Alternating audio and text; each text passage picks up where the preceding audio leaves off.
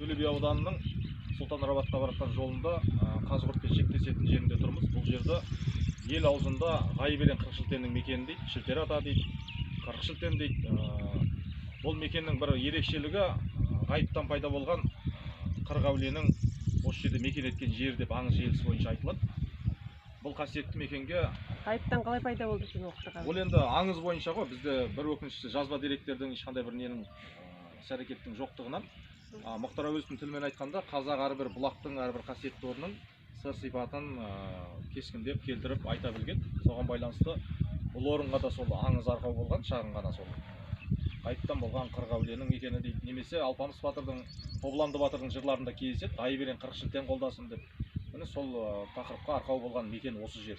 Бұл жердің бір қызығы, екі үлкен алыптас, сол екі алыптастың ортасынан Адам ата мен Хауа ананың арасынан өткендей мағынаны білдіреді. Адам қайта туылғандай, қайта жаңарғандай, қайта дүниеге келгендей, пәк сәби күнінде дүниеге келгендей болып қалыптасады.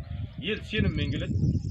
Енді мен діни тұрғыда ештеңе айта алмаймын, бірақ қазақтың аңызы бойынша осы жерге қасиетті мекендегі ел сенім келеді. Жылдан жылға көргеніңіз бойынша жақсы